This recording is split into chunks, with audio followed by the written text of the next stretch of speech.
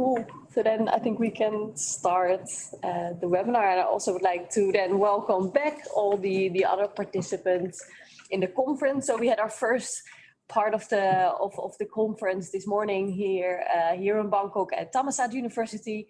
And we had 3 successful panels, and we are now resuming the conference and continuing with our next panel organized from Internews. Just quickly some logistical remarks. Maybe Abhi, you can put up the slides. Sure. Just briefly. Just before we start, I'm just going to share some logistical remarks.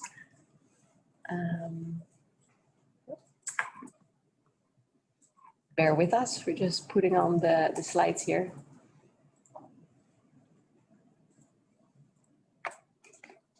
Yeah, exactly. So, yes, as we mentioned this morning, so to reduce disruption and ensure internet stability of this webinar, of this conference, we have placed participants on mute upon entry, and we also kindly request to close their video. And also our team will do that for you. So don't be surprised if we mute you or when we turn off the video. So throughout the presentations, if participants has questions, please send them through the chat box. Our team will compile the relevant questions and put forward to speakers during the Q&A session. And actually what we just discussed this morning is that we can, you can also ask the questions yourself. So you can raise your hand through the webinar, and you can ask the questions yourself throughout the session. So that's also possible.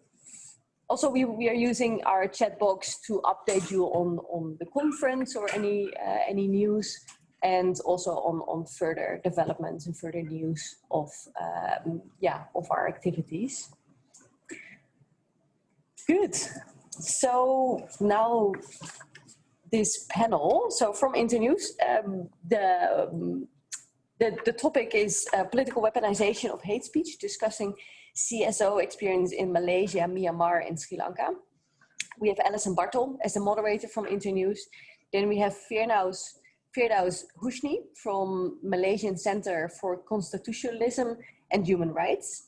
And we have Phyu Phyu Thi from the Myanmar ICT for Development Organization.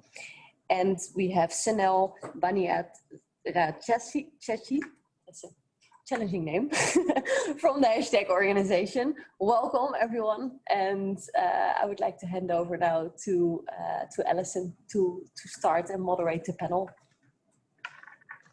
All right, thank you very much, and many thanks to the Asia Center for organizing this conference. A lot of interesting sessions on the agenda, and we're honored to cap off day 1. So we'll keep it snappy so that we can have some time at the end for audience Q&A. Like was mentioned, my name is Alison Bartel. I am the program officer for Asia at Internews. Internews works at the intersection of information and development issues, and we've been doing programming on hate speech and disinformation across the region. And so I was really honored to gather these panelists to discuss the political weaponization of hate speech in each of their countries, because as we see in each country, we're at watershed political moments. So as I'm sure you're aware, elections are quickly approaching in Myanmar. Sri Lanka has an evolving, and some would say backsliding, freedom of expression landscape after sort of the re-election of a Rajapaksa. And Malaysia's government is also showing concerning signs of backsliding on freedom of expression since the political shakeup in March of 2020. So I'm honored to gather all these panelists here who have all worked with Internews in different capacities. And I'll kick it off with a question on defining hate speech in their own organizational strategies. I think this is the definition of what constitutes hate speech is highly contested. So Firdaus, we'll start with you. How do you define hate speech in your own organizational strategy? Thank you, Alison. I will start as a matter of strategy how we at the Malaysian Centre for Constitutionalism and Human Rights, how when we engage the members of the say civil society or members of the government or just the public in general, I would say there is a common trend when we talk about freedom of expression, when we talk about hate speech here in Malaysia. So for me, and this is how I have been conducting the engagement, yeah, when it concerns hate speech, it is strategic for us here at MCCHR to not dive into hate speech first things, but to look at it from, or essentially to set up the framework of where or rather which dimension of human rights does hate speech comes under, and that would be freedom of expression. And I would start by giving the framework of the Universal Declaration of Human Rights before moving on to the Iccpr. But I will not stop just with the international framework, and I will explain later why. So first and foremost, of course, it would be the UDHR, and through that we say that freedom of expression, firstly, is something that is very basic, something one of the 30 rights which everyone is entitled to by virtue of being, a human being. And then after that, we move on to Iccpr, being the International Covenant for Civil and Political Rights. But here's the thing: when it comes to Malaysia, Malaysia is not a signatory of Iccpr. And when it comes to ratification of international treaties, Malaysia still has a long way to go. If some of you have been following, I'm sure you know that last year, whenever there are attempts, whenever there are conversations to try to have Malaysia sign on to international treaty, it was met with quite a polarizing views. And so a couple of times the government actually did a U-turn. And so my point here is that we don't just stop as a matter of strategy, we don't just stop at Iccpr, Article 19, and then we say, okay, Article 19 talks about freedom of expression, Article 19.3, Article 21 is where we should focus when it comes to hate speech. I mean, yes, that's correct, but when Malaysia is concerned, I will then go on to the national constitution, the federal constitution of Malaysia. Yeah, so the federal constitution of Malaysia under Article 10.1 guarantees everyone the freedom of expression. Yeah, so that would be the first step, and then the second step is to reiterate that freedom of expression is not absolute. The international framework says that, the Malaysian framework says that, and that's it's a good thing for, or rather it's strategic for us to emphasize that, simply because within the Malaysian context, if you mention that the international law places restriction on freedom of expression, they will then turn around and say that it's the usual argument. I don't think none of us here have not heard of it. It's a Western agenda, it's the neo-colonialism, it's a liberal progressive agenda. You have that, and how do you counter it? By looking at the national jurisprudence, by looking at our own Malaysian constitution, and then link it to our context. And in Malaysia, race and religion is politicized in every sense. Almost every topic you can think of can be seen from a racial or religious lens when it is politicized. So how we look at this is that one may make an offensive remark that is racially charged, or with a certain motivation. But as long as it does not promote physical violence, that would not yet cross the line into hate speech, which then warrants restriction. So one can be offended. Where a statement concerns race or religion, but as long as it doesn't go into hate speech, then that particular statement warrants protection. That's what we have been advocating. And I think this is a common thread in all countries represented here, as well as the religious and ethnic dimensions of hate speech. Phyu Phyu, do you agree with the approach that Firdaus laid out in sort of establishing the international and national frameworks, but then tailoring it to Myanmar's situation? How do you define hate speech, and sort of what is MIDO's approach there? Yeah, agree with Firdaus, what Firdaus said, and also she mentioned the definition of hate speech, and another thing like fake news is very kind of the meaning and definition is broad and sometimes is contested. So, for example, like in the context of the election, these tends to manipulate it as well. So this is the situation in our country, and also when we're talking about the hate speech, and also another thing is like the how to balance with the freedom of expression is the main debate there as well. So this is very for us is like we need to be very careful using it. And for our organization, we focus on human rights, peace, and freedom of expression. So this is like we need to find a good approach to balance it as well. So and that's why like when we are working on this, we are very much careful about it.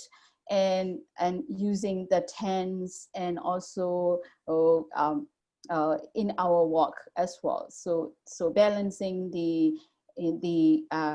to counter hate speech, and then another thing is like balancing with the freedom of expressions. So in our work, we all like I mentioned, we also working on this promoting peace and freedom of expression as well. So we're working on the research and monitoring, and also promoting media literacy awareness to the public, and also we're working on the fact-checking initiative. So even in our programming, we need to kind of like balancing those as well. So it needs to be, internet started with the international framework, but also we need to adjust with their local context as well. So this is like what we have, to be very careful and also working in these issues. Great, thank you. And Senel, how does hashtag generation approach these issues, and how do you maintain that balance in your programming? Sure, yeah. So at Hashtag Generation in Sri Lanka, we take a slightly different approach. We use, at the moment, we use Facebook's community standards, which I know Facebook is not necessarily great at enforcing, but the community standards themselves, we use them as the kind of the main framework we work within. That's also because a part of our work is monitoring, but also alerting social media companies when there's potential kind of hate speech examples and so on, which we think need to be removed. So when we use that framework, then it's easier for us to kind of alert them and referring to their own framework and say, it violates this particular point there. And it's also useful because the Facebook community standards and so on actually go beyond just direct incitements to violence and so on. So then it gives us a broader angle to look at things, for example, and that which is useful in the Sri Lankan context as well, because there are things that may not necessarily amount to direct incitement to violence from the outside, but because of the context in which we operate in, they have a history of inciting violence, specific rumors, specific, I know we're talking about disinformation later as well, but specific conspiracy theories and so on, which have actually resulted in violence, resulted in death, and even kind of restaurants being burnt and so on. So we try and use this definition, but of course the Facebook's community standards, but of course context is super important as well. So we see how it, like the others, we see how it applies to the local context. And some things that may become hate speech maybe in Malaysia may not necessarily be hate speech in Sri Lanka, and so on, because of the context and the history that we operate in. Yeah. Well, yeah, this is quite interesting. Just looping back to Firdaus's comments with the follow-up, I mean, she mentioned that the entire concept of freedom of expression and regulating hate speech are often seen as Western. Do you, have you run into, like in your work, explicitly using a Western company, Facebook's community standards? Do you think that you are more subject to that argument, to that, the perception of bias? I think, I think, for example, our monitoring work, we don't necessarily like share that information and the methodology and so on very publicly. So then that also doesn't expose us in that same level. But I think, yeah, I think like it was said, it is a tricky one when we engage in social media monitoring and so on, and especially when we speak about removing hate speech content related to ethnicity and religion and so on, which of course locally is quite controversial, then you are seen as coming up with kind of liberal agendas and so on. But if you also look at the laws that are there in Sri Lanka at the moment, so Sri Lanka is signatory to the Iccpr, which was spoken about. We also have a local law called the Iccpr Act, because in Sri Lanka, it's a dualist system, so you need to pass the law again in the Sri Lankan parliament for the kind of the law to be operated. So there's a local version of the Iccpr called the Iccpr Act. And if you look at how that act has been enforced, it has historically been actually enforced to target people like journalists. And for example, one of the more recent examples is it was the hate speech provisions in that act was used to arrest a novelist who wrote a work of fiction that there is sexual violence within a Buddhist temple. So again, that's also why we usually don't go into the territory of the law in here, because there is a history of the law being used not necessarily to actually to defend people who engage in hate speech and target kind of people who are victims of hate speech sometimes. And I think this is a good segue into my next question, your discussion on sort of, well, the topic of this panel, the weaponization of laws surrounding hate speech and hate speech for political aims.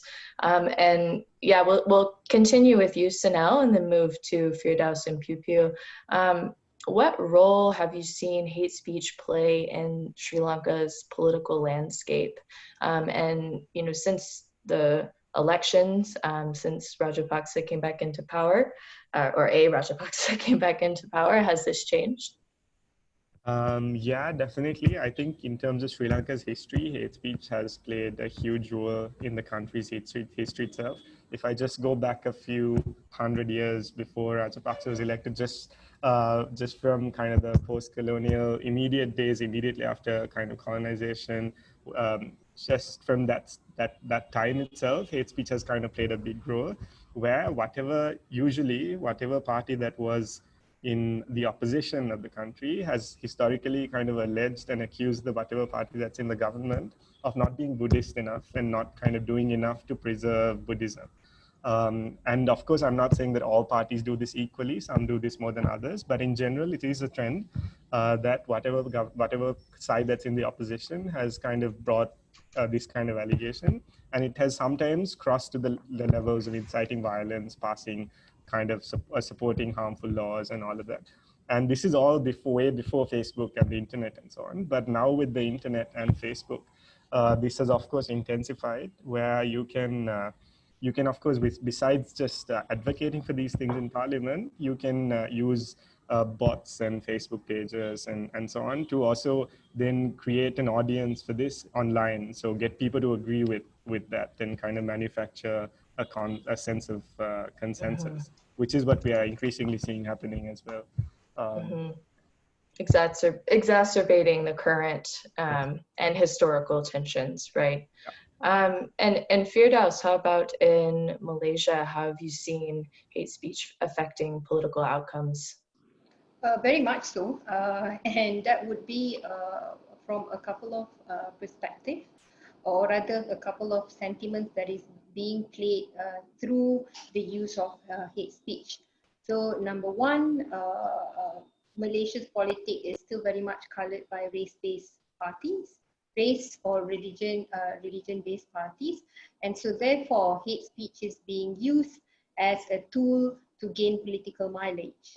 And it is for this very reason that whenever there are racially charged remarks or sentiments, you will see that the government of the day or the party, the race-based or religion-based party, they are very hesitant to actually, even make a statement about it. What more, actually do something about it.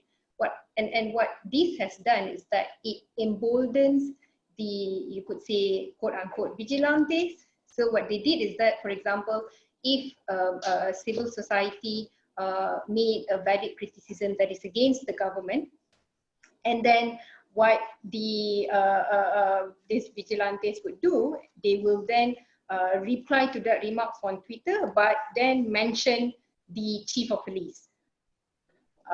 And what I'm trying to say here is that hate speech by the government, to a certain extent, condoning this act, and coupled that with the repressive laws on freedom of expression, it has emboldened the party who should be restricted due to the usage of hate speech. So that is what we are seeing. Yeah. And number two, aside from race and religious sentiments, xenophobic sentiment has also been used as a catalyst for hate speech. And looking at this from the political angle, what we have seen, especially when Malaysia was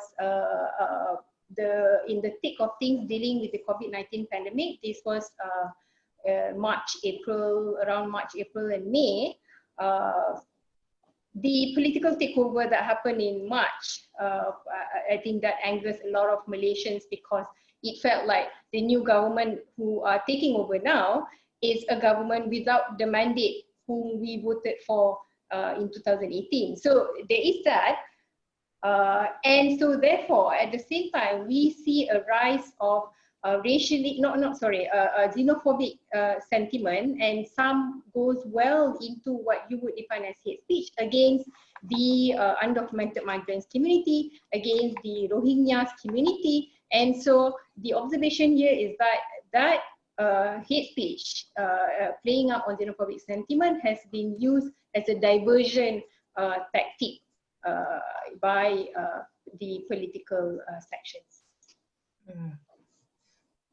And how much of that, just a quick follow-up before we move on to Phyu Phyu, how much of that hate speech do you think is directly driven by the government or, government affiliates versus people just like kind of hopping on the train and sharing content?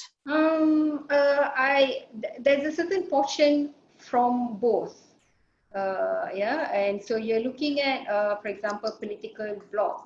You're looking at those who are active and visible on Facebook, who have their own political blogs, being paid by certain people to run a certain campaign a certain way. And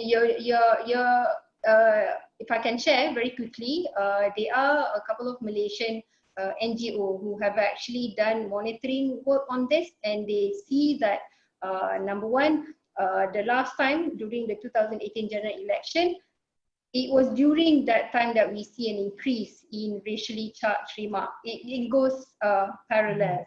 And that couldn't have been a coincidence. Yeah. So the way I see it, it is a concerted effort, but then how do I say this? Organically, there are also section of people who then ride onto that bandwagon and then amplify that hate message. And this is goes kind of right into, I think, Phyu Phu's remarks. Phyu Phu, how is this playing out in Myanmar, especially in the lead up to the elections, which, as Firdaus has noted, we see spikes around political events? Yeah, this is one of the greatest challenge is spreading hate speech and disinformation through social media, and for us it's like we seeing this escalation of the inter-ethnic, inter-religious tension in Myanmar because of hate speech, and then also the political, ideas and values. So this is kind of like, sometimes it's interrelated, and we've been seeing some of the coordinated disinformation campaign around that, especially on the social media, designed to influence the public discourse, and also kind of like creating a conflict. It's systematically spreading the kind of like hate speech and intentionally false narratives is around these political issues. So we can see that it's kind of like coordinated efforts to spread intentionally. That's why we call disinformation around that issue. So in Myanmar context, like we have this tragic example is of the hate speech and disinformation targeting to the Muslim community, Rohingya people, and it's also kind of like as a result is become communal violence and riots, and this is kind of like what we see in this impact of the disinformation and its political outcomes of it. Very tragic, and unfortunately with COVID-19, I think we've seen like a re-spike in that as well. The outbreak in Rakhine State, continued disinformation around, yes, accusing Rohingya of being the carriers. And also during the sorry if I go ahead. So during the COVID situation, so we can see it's like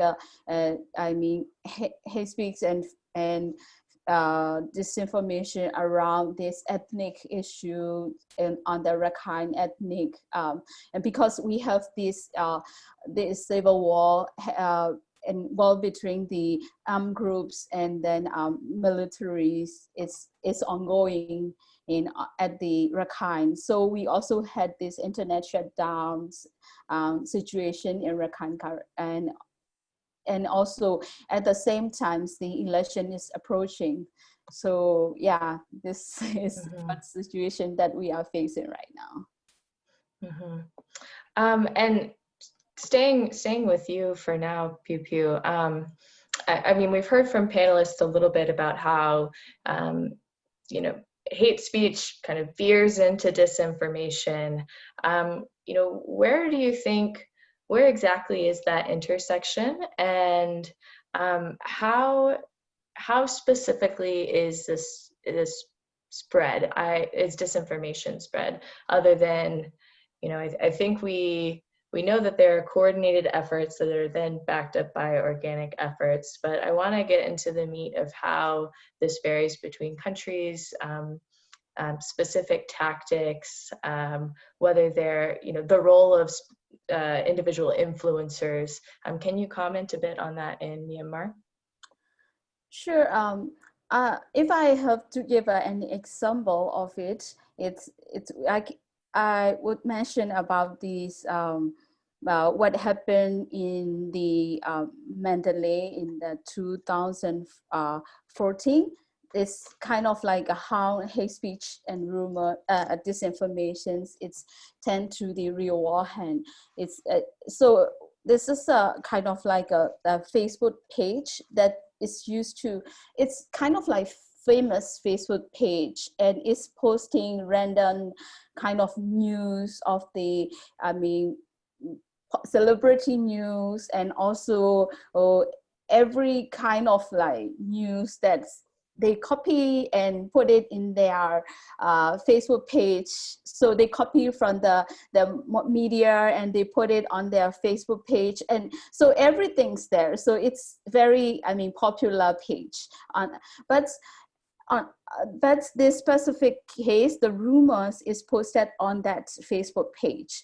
It's about the Muslim t-shirt owners is raped his employee, and this is happening, happens, and then this rumors is posted on their Facebook page, but reshared by the extremist influential monk, and call for the actions, like, okay, this is like what happened in Mandalay, and you should do something. Those kind of, I mean,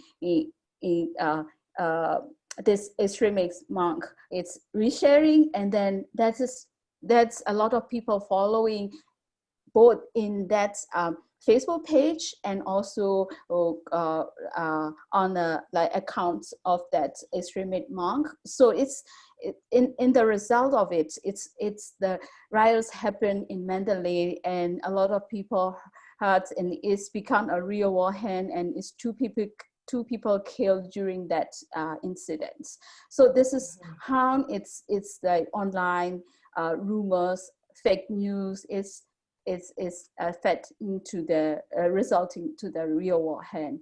And so this is like one of the tactics that famous Facebook pages, and then the extremists, the influential accounts are spreading and inciting the violence. Then another example is from the Facebook Messenger. So that was 2017 in September. It's also like this forward message on the Facebook Messenger, and targeting to community. One is to the Muslim communities, and one is the Buddhist community. So telling in one message is exactly mentioned about date and time, and telling them like, oh, Muslims are coming to attack the Buddhists on this day and time. And another message is just switching the true community. Dear Buddhist brother and sister, Muslim will come and attack you. And then another one is, dear Muslim brother and sister, Buddhists will come and attack you this day, on this time. So this is kind of like targeting the community and spreading this message through and creating fear. So that is like another example.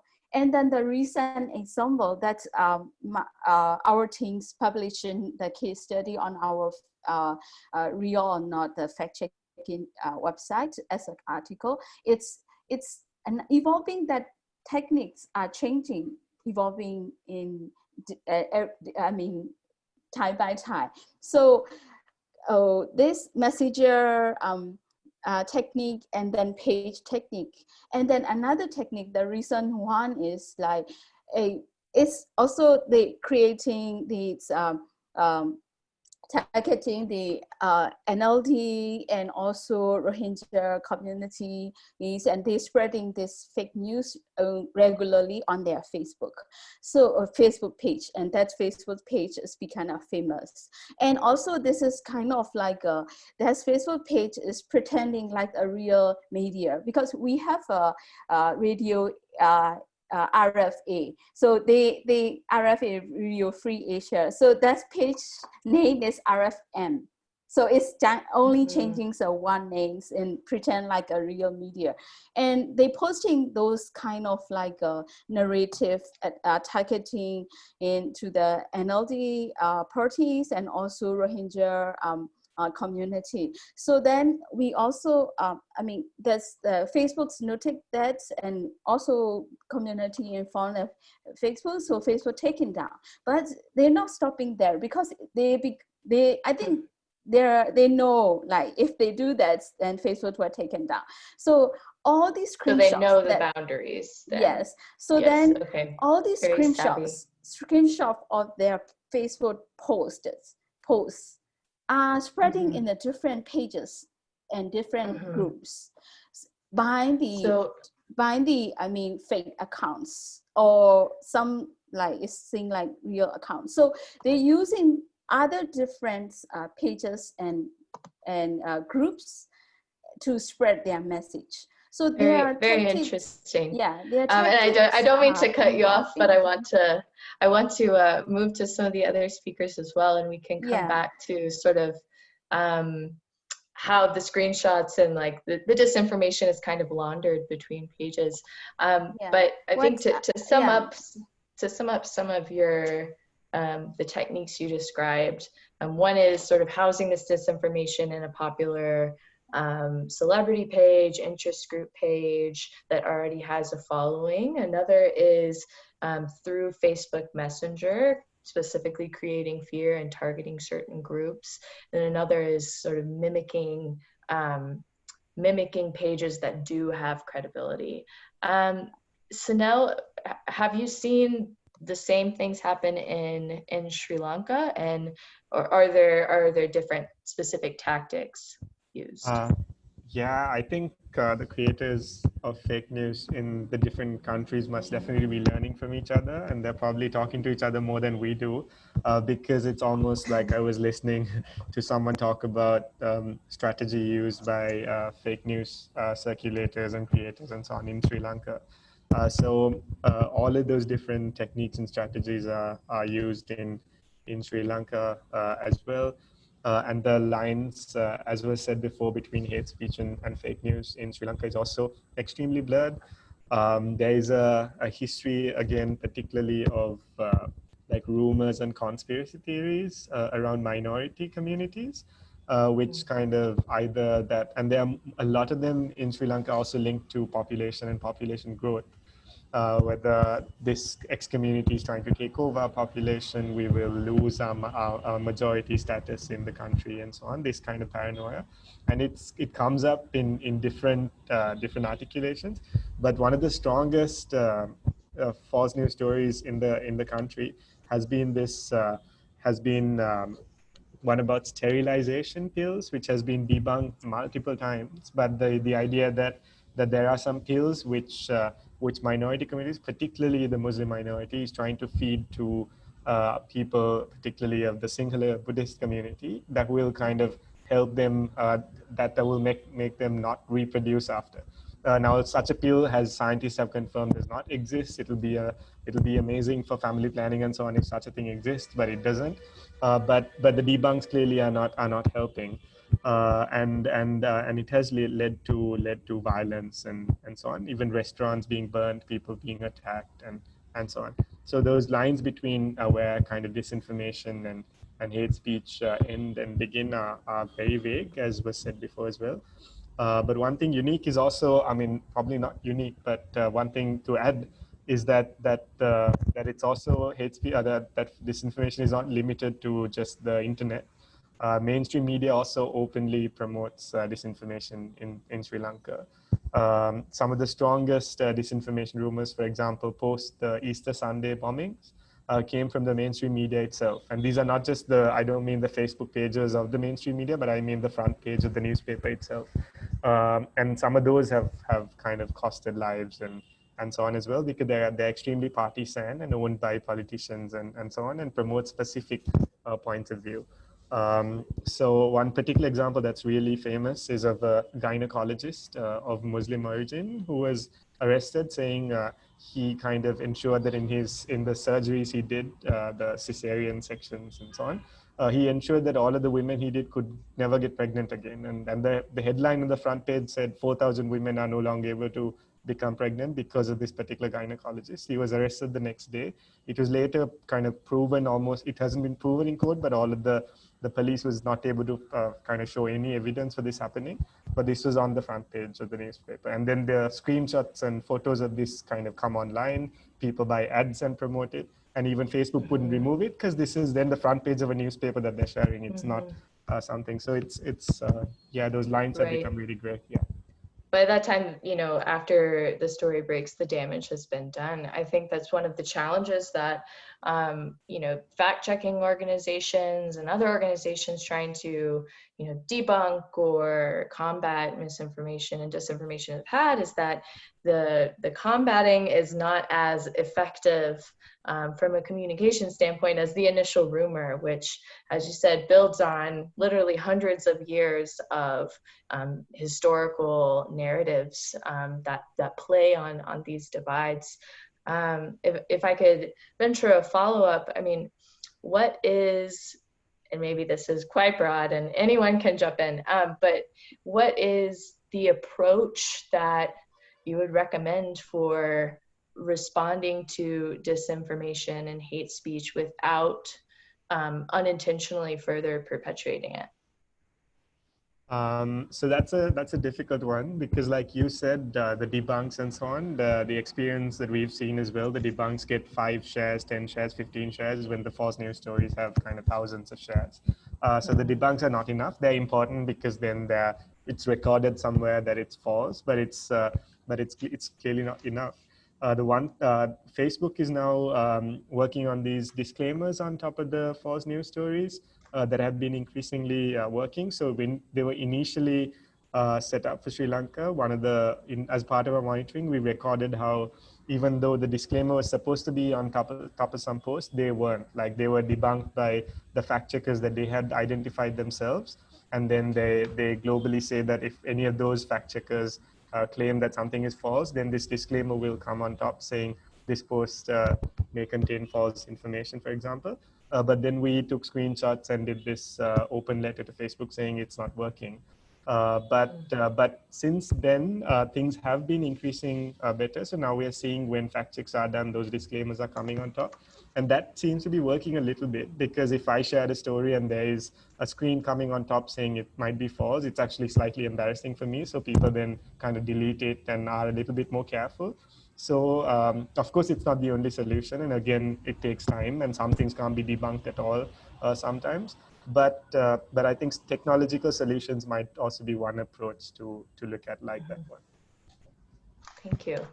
And turning to Firdaus, I mean, how have you seen the flows of information or disinformation play out in Malaysia? And are there any similarities and differences you can point to?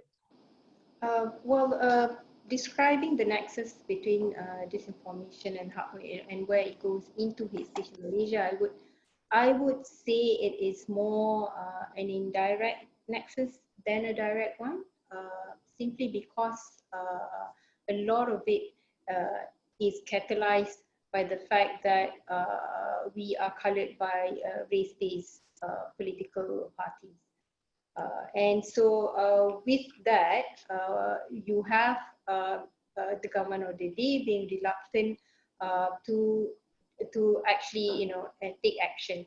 Having said that, well, that is one, but at the same time, why I say it was indirect, simply because there is always the political race or religious card being played, and so there is always that sentiment simmering, and what we see happening when we talk about the across the different social media platform in Malaysia, it's also interesting to see that in Facebook is where you see most, you could say, the right wingers.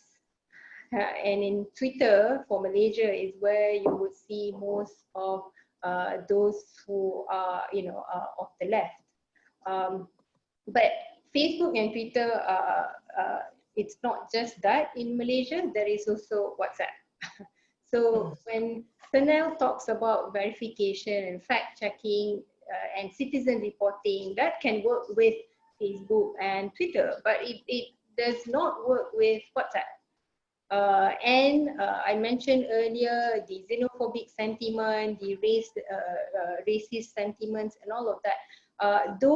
We observe that those who rely on WhatsApp and forward messages, forward disinformation through WhatsApp, are those belonging to the older age group who are not active, not necessarily, or most likely not active on Twitter and Facebook. So that presents a separate challenge in which there is no inbuilt mechanism here for WhatsApp. So there have been situations, for example, where sentiments are made by the politicians or a certain right-wing organization. And I'll give an example, I won't elaborate. There was one conservative race-based NGO, they call themselves, who actually advocate for Bible burning. And this has happened a couple of years ago.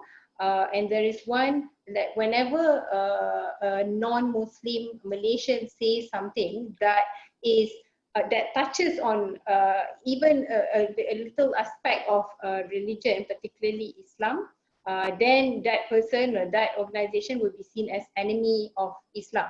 That is one, but where it goes into hate speech is where it even led to statement by politicians themselves who says that the blood of non-Muslims are permissible, which means that is essentially a call for non-Muslim in Malaysia to be killed. Clearly a hate speech for me.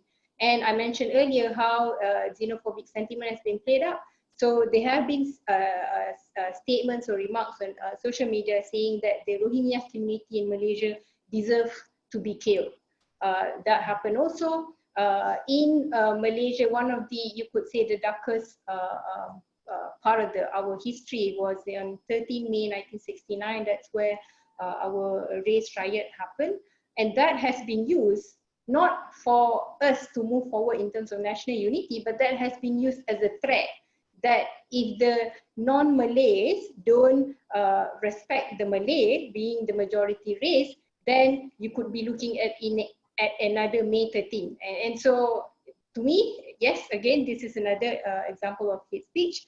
Another one, and this is by one of the political bloggers who had been paid. I mentioned earlier that were a couple of these individuals were paid, posted a fake photo claiming that this person had been cheated when he wanted to buy a handphone. And then not only that, he was beaten up. And that actually led to a race riot happen at that particular shopping mall. Only for people to realize later that that was a fake photo and the news was entirely fake. So clearly the fact that it's very easy to play out this sentiment shows that there is an nexus of how disinformation can lead to hate speech. And I think what you point to, this sort of sliding scale, it's part of what makes it so difficult to regulate, because you said even alluding to 1969 riots, it is seen as a threat and could induce violence. I mean, Senel, I think you and Phyu Phyu both work directly with Facebook and with the platforms. You know, how can you talk a bit more about their own community standards and how they define where hate speech begins on that sliding scale between, you know, a discrimination or like a conservative opinion versus an actual call to violence? Phyu Phyu, do you want to go first or shall I? It's okay, after you. Okay. Yeah. So yeah, Facebook first engaged with civil society in Sri Lanka in 2018. Before that, there had been many kind of emails, requests for meetings, and so on. But there was the first time they kind of had a meeting with, I mean, I'm sure that there were emails exchanged and calls and made and so on before, but the first time they had a meeting with civil society in Sri Lanka was after these riots that were in Kandy, in Bigana, and the government had an internet shutdown. and that affected business and so on. And then there were also op-eds in the New York Times and so on that said kind of Facebook played a key role in this violence and so on.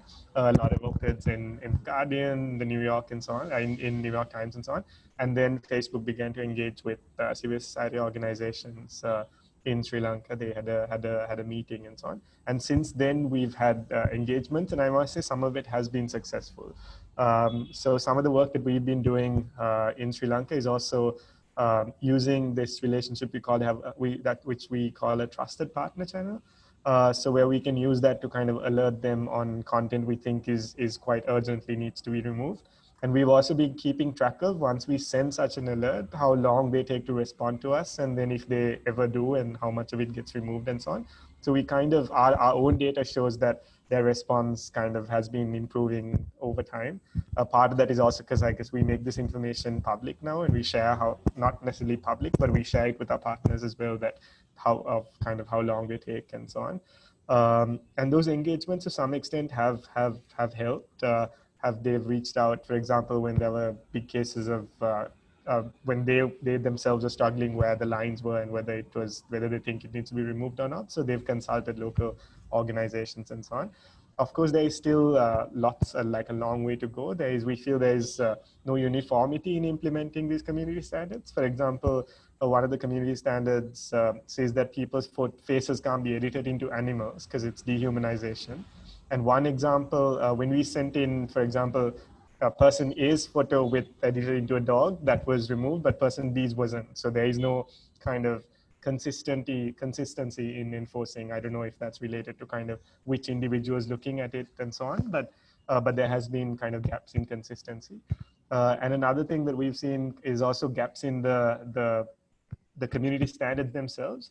For example, the big controversy during the parliamentary election was this allegation made that the spouse of one of the leading candidates was not able to have children, and somehow this became a big political debate. And it was, and of course, there was no question on kind of any of the similar questions on men.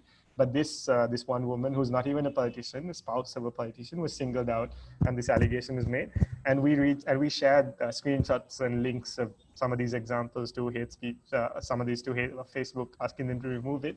But their response was that infertility, which was the word that was used there, is not kind of covered under hate speech. We wrote back saying disability is already there and serious medical conditions and so on are there. And of course, we are not trying to argue that one's inability to have kids or decision not to have kids is a disability of some sort. But we kind of use that language just to argue a case, but somehow they didn't remove it. So there's, for example, gaps in their own language as well, which I think organizations need to kind of push for, and maybe local context there matters as well, because in this kind of picking a single woman, making a whole communications campaign that she was not able to have kids, that's, I mean, if it's not covered under the hate speech policy, it needs to be covered under the harassment policy, but they said it wasn't. So yeah, those are kind of some of our experiences, but I think, right. Yeah. Right. There's a lot of nuance there, and I think like the starting point for really being able to engage is really like understanding that nuance, which is why this conversation is so important. Phyu Phyu, in Myanmar, what has been Nido's experience with engaging Facebook? So like the same with the Sri Lanka experience, that after I think around after Mandalay case, after riots in Mandalay, and like we have this meeting with Facebook, and since from then, like we still working until now. So we can see some improvement, but as I explained you, that the back actor on their platform is very clever to, they know how to, avoid the community standards and use the misuse of the platform. So the tactics is evolving, and also all these, the main thing is like the understanding on local context is very important. So that's why sometimes we have to kind of like explain back and forth. Even we use the trusted partner tools, we still have this need to have the right conversation explaining about what's happenings. And so those I mean engagements, and we still having right now. So we reach out to them when we see the dangerous posts that are on a Facebook, and also if we see this important and through the trusted partner tools, and also in the right. Sometimes it's like even the trusted partner tools, like we still need to explain a lot. So like a person-to-person conversation, and still we need to engage with them like that. So we're seeing some improvement, like they have more moderate, like content moderators, and they also have these like 3 fact-checkings and fact-checking organizations, and from the third-party fact-checking in organizations, and also like some trusted partner and regular meeting with the civil society. So we can see that's improvement, but it's a long way, because of this local context, to understand the local context, and also sometimes the moderation is, we need to be very careful about the content moderation as well. So to balance the freedom of expressions and to counter to tackle this disinformation, hate speech issue as well. So I have an example that I saw some journalists and some local activists. Sometimes they have a ban from Facebook because of the trying to counter this fake news and discrimination posts on Facebook. So sometimes it's the machine is not really AI is not really understanding, like they only catch the words. Words is just words, but context is more important than words.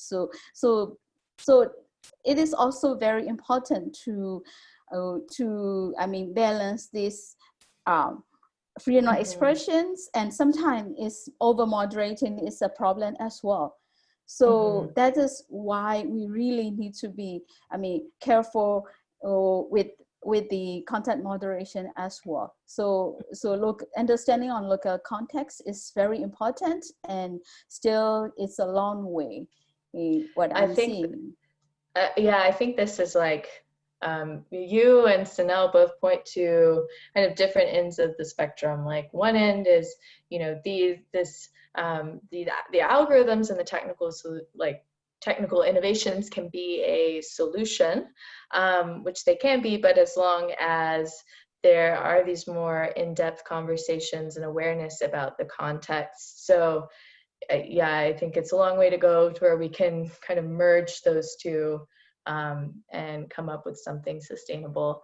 I think it was Senel who also said that, countries are cooperating on these different tactics, which we actually got a question about from one of the audience members. So how are civil society organizations across your 3 countries working together, and how can civil society better collaborate to kind of mirror that collaboration amongst bad actors as well? And we can start with Firdaus. Okay. It's very interesting listening to Phyu Phyu and Senel on Facebook content moderation, because that is something that for where Malaysia is concerned, it has yet to enter our conversation. We have yet, I guess, to go into that discussion.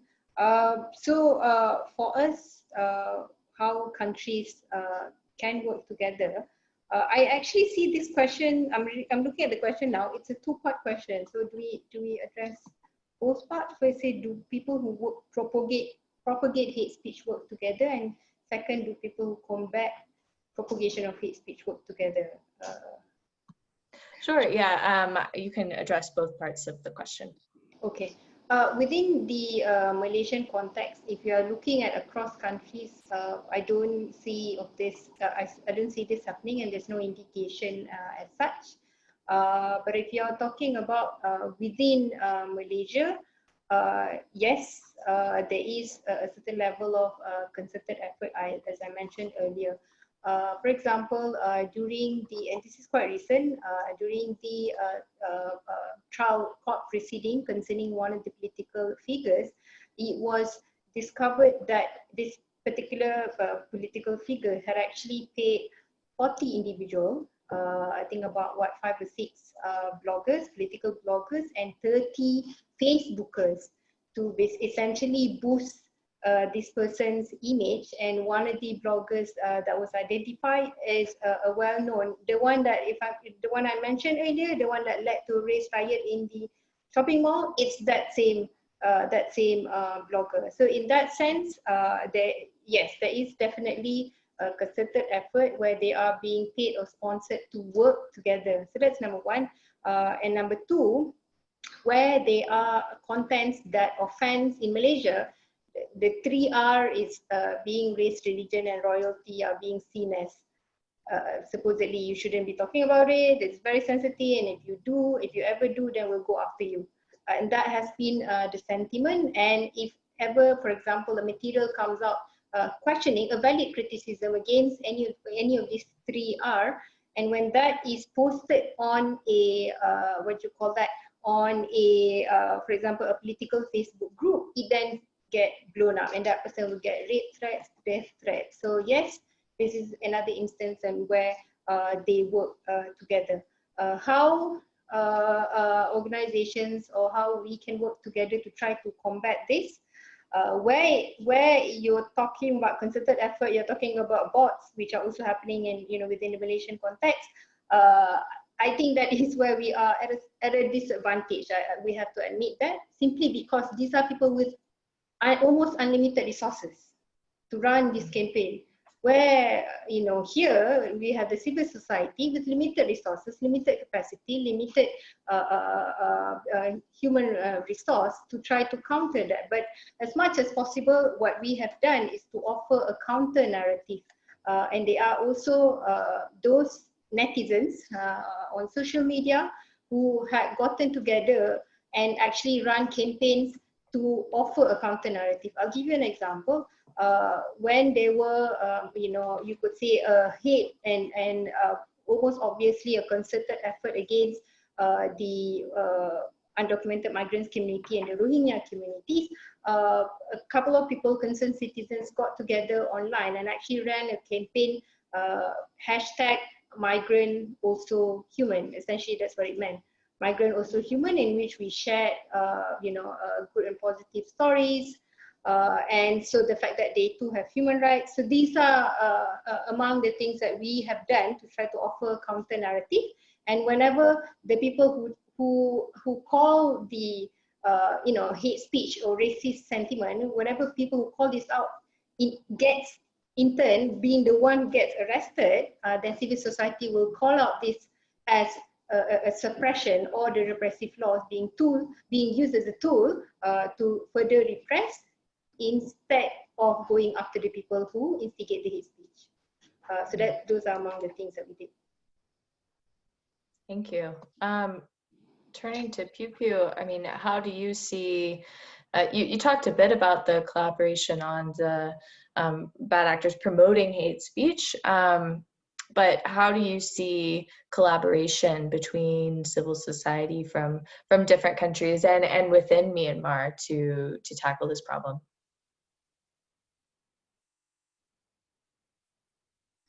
Yeah, we have this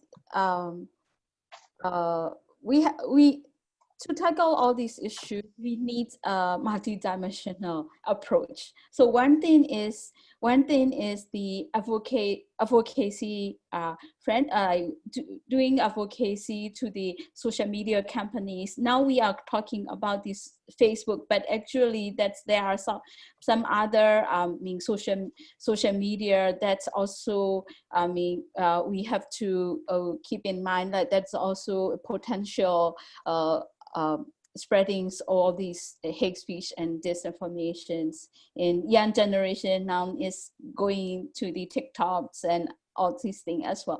So like advocating the social media company is important, and they are companies and they are the big companies. So to advocate, sorry, to do advocacy with them, we need more power, so we can coordinate among each other, because these hate speech and disinformation issue is no longer the one country problems. It's regional issues and global issues. So if we can coordinate together and also doing advocacy to the social media companies, and also asking accountability from them, and also even advocating to our own governments, we can work together hand in hand. It's important. And also to tackle the disinformation, like for example, like fact-checking initiative. It's also we are tackling the regional issue, especially we can see that the COVID infodemic issues is sometimes is like the fake news is not only in our language, but also in the other languages, and also photos and all these things. So we need to cooperate with the different fact-checking organization in the region as well. So, and also promoting the media literacy awareness is important, and then become a regional needs to become a regional movement as well. So, and also like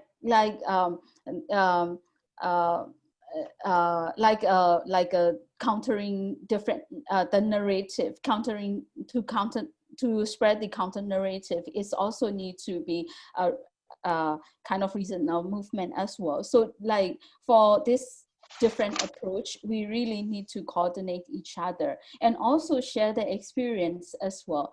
So sometimes the tactic that what we can see in Sri Lanka, it also can be another like in the future, like we can see in our country context as well. So like if we learn like early, and we can also think about the strategy ahead as well. So this is, I mean, it's also, we need to learn from each other, and also update each other. And then if we can draw strategies, the regional strategies and global strategy to tackle the issue, that will be the best. I agree, and I think that's you know, part of the impact of this conference itself. I mean, what, other than sort of one-off events like this, you know, what are the platforms by which this collaboration can happen? Are there platforms or, you know, institutions that you guys are currently working through and sharing ideas through? And we can turn to Senel for this one. Yeah, so, sure. Sorry. Okay, yeah. Yeah, I mean, basically I agree with what was said before as well, that we definitely need to talk to each other more. I know Arani who asked that question as well, and I know why she's asking it. So the short answer is, do people creating hate speech work together? Yes.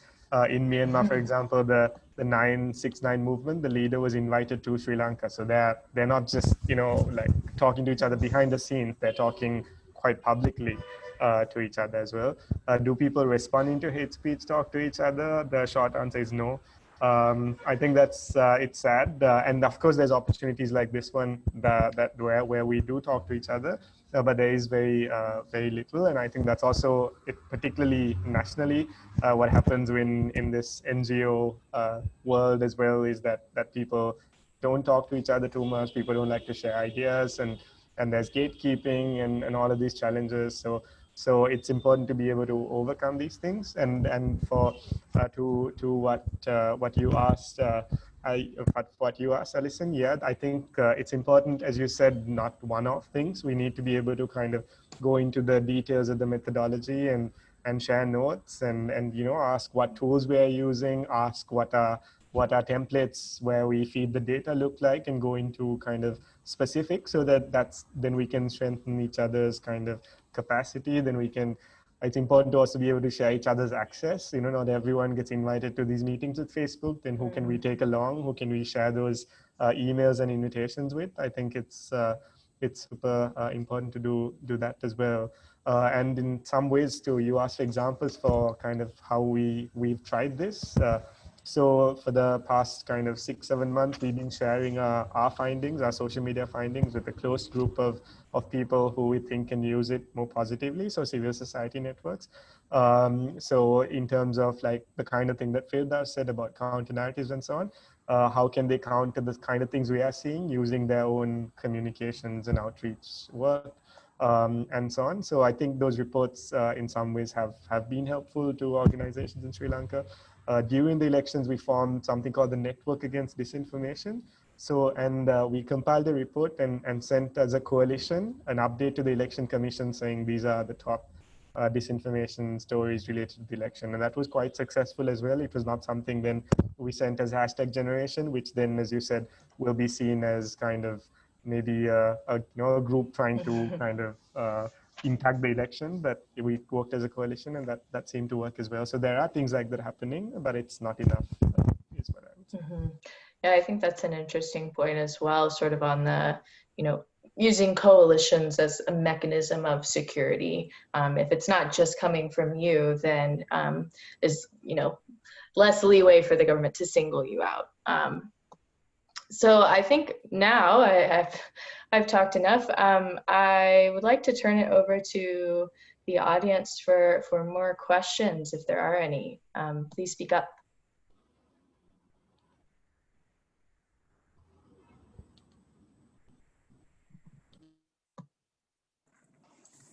So I would actually have a question, and because we talked a little bit, you talked about the role of the social media companies, obviously in combating hate speech. And from your perspective, do you feel that there are any mechanisms that social media, that the companies could use that are not done yet? Are there any initiatives that should be there and should be initiated by the social media? Your perspective? And is that directed to? A general who is question. That directed to? Okay. Maybe to Senel, because you talked a little bit about Facebook, for example, in the different initiatives. So, yeah, maybe for you. Sure. Yeah, thank you for that question. I think this is not something they're not doing already, but something they need to do a lot more of is to hire people who speak local languages, and not just the language, but understand the context and are sensitive to the context. So I think they need to do a lot more of that. So since the initial engagements, Facebook has been doing a bit more of that, but the other companies, YouTube, for example, is not doing an adequate job with that. So for instance, after very initial engagements, Facebook has kind of blacklisted some of the worst propagators of hate speech in Sri Lanka, but now they're able to go on YouTube and do interviews still. So I think we also need to focus on these other companies as well. And I think more transparency on the social media companies' part is also important. For instance, they are not disclosing how many local language speaking people are in their staff. They say they are recruiting, and we see sometimes calls for job advertisements on LinkedIn. We know people who've worked with us in NGOs, for instance, who've been hired now. But we don't know numbers. We don't know how many people are recruited, and we're not asking for names and so on. We're just asking for numbers of Sinhala language speakers and Tamil language speakers, for instance. I think transparency on that side of things is also important. And I think a commitment in terms of their maximum response time is for alerts, for reports on hate speech is something that we've also demanded for, especially during elections. When we send in a report and when they receive a report, or for hate speech and disinformation and so on, we've asked them to kind of give us a maximum response time and say during an election period at least we will respond within 3 hours, or even if they want to say it's 24 hours, of course, which is not adequate, but then there is a framework within which we've agreed on, then we can push to bring that more forward. But currently there is no agreement in terms of their maximum response time. I think those are 3 things that I'd like to ask for. Very interesting, thank you. Can I add Sure, one go more ahead. things? That's I'm totally agree with the all that Senel mentioned, and also not only to the Facebook but also to the other social media company is I would like to add one thing is the human rights assessment in the country that is important for us, like Facebook, for example, like once the telecommunication companies like Telenor coming to our country, the first time coming to our country, they did human rights assessments. So for example, like in Facebook as a company, they really need to do those kind of things, but because like this how much popular in the Facebook in the countries as they can see with the numbers. So through that numbers, like they need to understand the local situations, the local context, local languages is important, but also human rights situation in the country it's important. So human rights assessment and then the transparency from the accountability from the company is important for that. Mm-hmm. Thank you. So we have another question.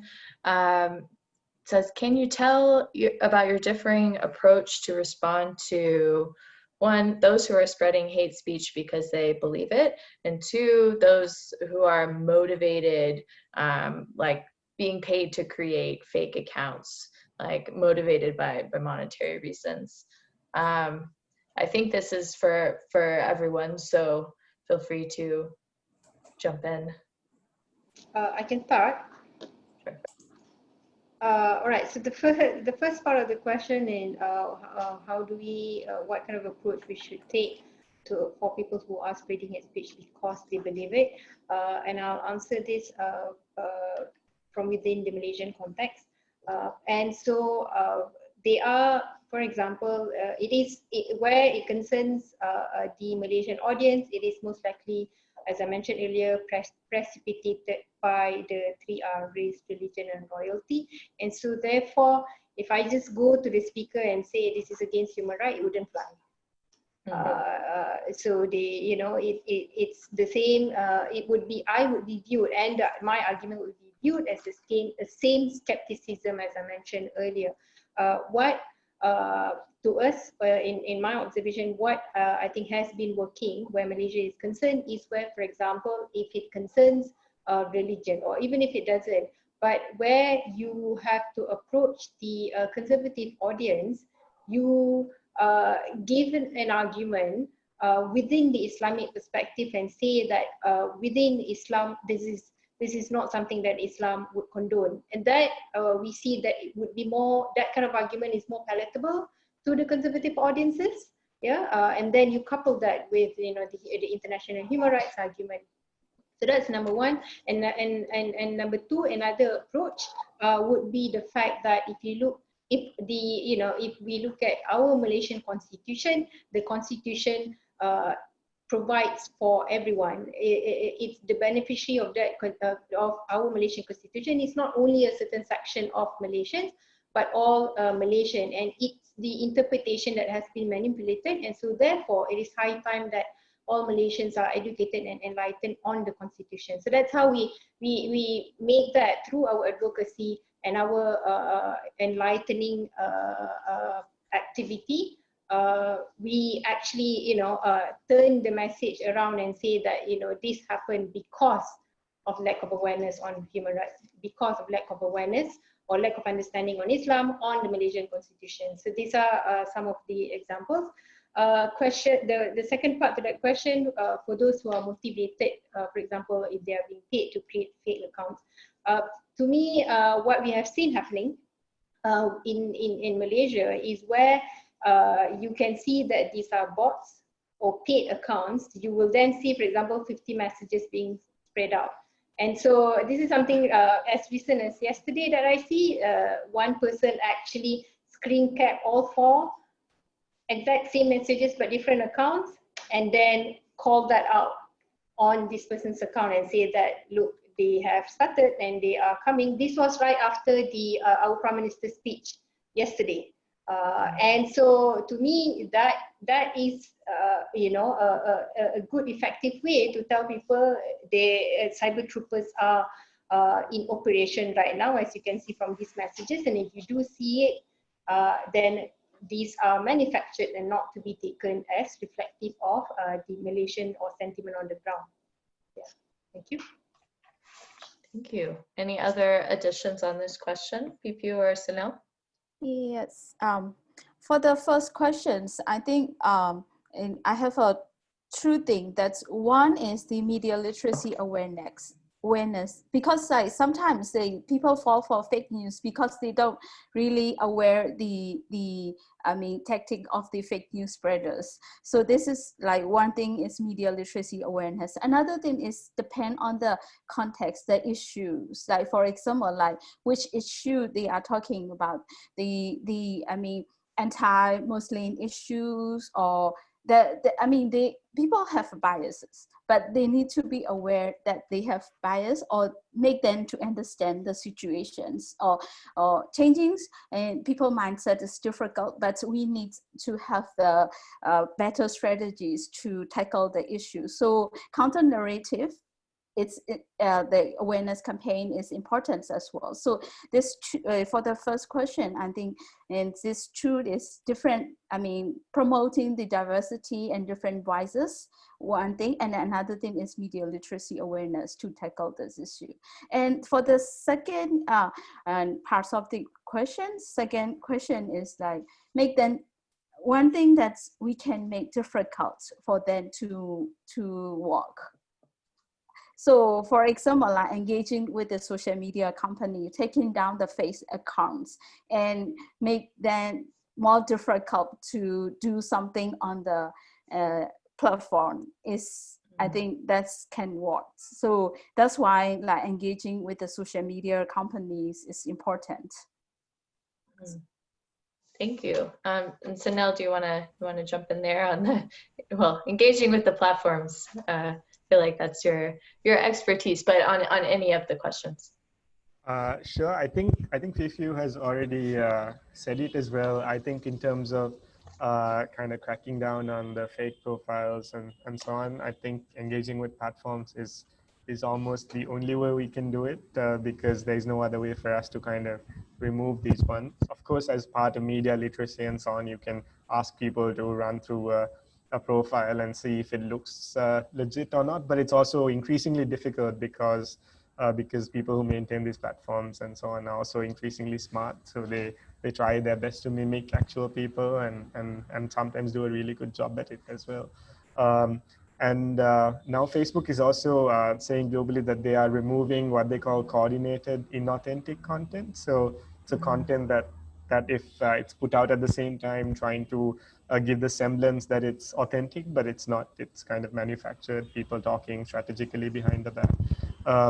But their kind of ability to detect and remove it is much, at least what we've seen is much less compared to hate speech. So they haven't been doing a really good job at detecting and removing this kind of thing, unless it's kind of specifically using slurs, and that then it crosses that line of being hate speech. But if it doesn't, if it's not hate speech, but it definitely appears to be inauthentic, they haven't been really doing such a great job.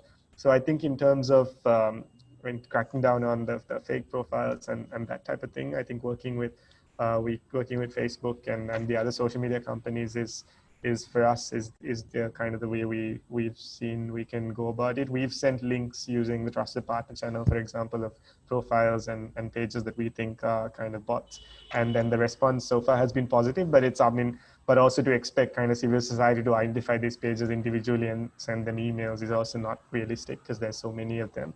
So they need to find better ways of dealing with these problems as well.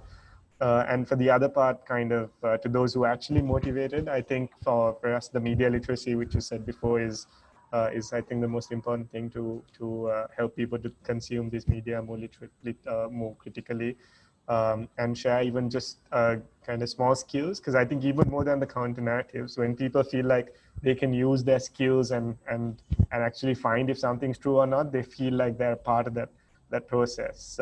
And sometimes counter narratives, I think the research also is a bit mixed, that they may or may not work, and sometimes they might not even work. Like if you show a racist a counter narrative, maybe they don't really kind of change their mind. But if you tell them, look, you can use these tools and be a bit of an investigator and find if it's true or not, maybe they feel like they're a part of that and use those skills. And I think it goes, I mean, in addition to some of the tools and tactics, I think it goes back to what all of you have said in different ways, is like this foundation of critical thinking and understanding how, you know, human rights situation in the country, the different contexts, as well as the legal underpinnings. You know, what does your own constitution actually say about this? So like understanding your own rights, to then sort of pivot that into the ability to more critically engage and call out folks who are going against the existing laws. I don't know if we have time for one more question, or if Asia Center, you guys wanted to give final remarks or directions for the next few days of the conference. I think we would have time for one more question. I think there is, I don't see a question anymore in the chat, but I would have another question, and that's really the difference between sort of how do you cope with different types of hate speech? So, for example, in Myanmar, you see the political hate speech towards the Rohingyas, and that has a massive effect, of course, on the actions in civil society. And would you treat that? Should the social media treat that differently than maybe sort of the one of sort of less steered hate speech, so to say? In your opinion, Phyu Phyu? In my opinion, I think that's why I mentioned that they need to understand, the social media also need to understand the human rights situation in the country as well. That's very important. And how because they are the companies, and they also have a like different issue in the global, but which issue they have to give attention is important for them. And also this is like dealing with the people life, you know. So this is important to understand the country human rights situation from the company perspective. And also that's if they understand the human rights situation in the country, they will know which issue they have to give attention, and then how they treat to that particular issues. So that's why, because it's the impact. It's one, you know, the impact is different. Yeah. From the particular situation, and I don't want that's a people life. So you cannot. I mean, if it's hard for like when something happens and then you following after that is sometimes it's not enough, because dealing with people life, right? So that's why they need to I mean, proactively care about the human rights situation in the countries. I see what you mean. So it's rather about the impact, and then not so much about maybe the categorization of the hate speech, but rather about of course the impact of the hate speech itself. Yeah, understood. Yeah, thank you so much. Okay. Any final questions or final remarks from panelists? Maybe if I can just add on the earlier question, I think it was about platform across, you know, between countries. Among the things that we do, aside from the collaboration that we are working together with Internews, where we are focusing on targeting youth. And so to us, that's strategic, because we do that, you know, we try to address this early on. So that's one. Article 19 is another organization that we work together, in which we through this platform we exchange strategy from one country to the other. So aside from this, there are also coalitions. I mentioned earlier there was a move by our then government to try to ratify the Rome Statute, which would have made Malaysia a member of the International Criminal Court, and that has taken a U-turn. But looking at it as a glass half full, what that has created is a conversation. It's a conversation why Malaysia needs to be a member, and this actually brought into light issues of hate speech, of how through collaboration with other countries who are member of the ICC, we can then, for example, work on recognizing early signs of atrocity, and hate speech would be one of it. And talking about atrocities, another regional collaboration that we are also in is APPAC, and that would be the Asia Pacific Partnership for Atrocity Prevention. And these on how do we handle hate speech, and how do we make sure that we recognize the early signs so as not to lead to atrocity. These are among the conversations that we are a part of. And yes, Malaysia's situation is different than Senel's, where Senel is, where Phyu Phyu is. But to us, it's all the more reason that we should recognize this early sign and work towards preventing it early on. Thank you. Thank you very much. If we have just 1 minute left, so I'll give a brief wrap up. Thank you again to Asia Centre and to the panelists. I think we've seen here that there's a long way to go in terms of platform management and being able to regulate hate speech online, but there are promising signs in terms of what civil society is doing and within your countries, and how national civil society is collaborating, as well as a few suggestions for how regional collaboration could be accomplished and improved. So thank you again, and yeah, I hope some of these suggestions can be followed up on. Thank you. Well, thank you so much, Alison, Phyu Phyu, Senel, and Firdaus for your contributions. Also interesting to see this sort of different type of panel form with more like the freestyle sort of dialogue, which is nice to see. Yeah, so thank you so much. And for the rest of the participants, this was obviously the last session today, and we are returning tomorrow at 9:30 with the session for La Trope, which will be about COVID-19 and promoting the rise of hate speech. So we obviously hope to see you all tomorrow in our next session. And hereby we close the first day of our conference. Thank you so much for participating. Thank you. Thank you. Bye. Bye. Bye. Bye.